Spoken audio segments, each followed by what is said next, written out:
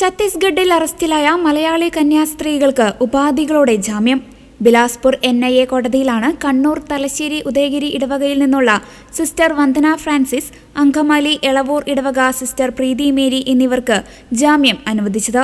Principal sessions judge Sirajuddin ഖുറേഷിയാണ് വിധി പറഞ്ഞത്. 50,000 രൂപയുടെ 2 ആൾജാമ്യത്തിലാണ് ജാമ്യം അനുവദിച്ചത്. പാസ്പോർട്ടും കോടതിയിൽ കെട്ടിവെക്കണം, രാജ്യം വിട്ടു പോകരുത് എന്നിവയാണ് മറ്റ് ഉപാധികൾ. ഇന്ന് തന്നെ കന്യാസ്ത്രീകൾ ജയിൽ മോചിതരാകും. മതപരിവർത്തനം, മനുഷ്യക്കടത്ത് എന്നീ കുറ്റങ്ങൾ ആരോപിച്ച് 9 ദിവസമായി കന്യാസ്ത്രീകൾ ജയിലിൽ കഴിയുകയായിരുന്നു. ജാമ്യത്തിനായി ഉന്നയിച്ച വാദങ്ങളെ പ്രോസിക്യൂഷൻ പൂർണ്ണമായി ഗണ്ണിച്ചിരുന്നില്ല. സാങ്കേതികമായി മാത്രമാണ് സർക്കാർ ജാമ്യാപേക്ഷയെ എതിർത്തത്. കേസ് അന്വേഷണം പ്രാരംഭഘട്ടത്തിലാണെന്നും പ്രോസിക്യൂട്ടർ കോടതിയെ അറിയിച്ചിരുന്നു.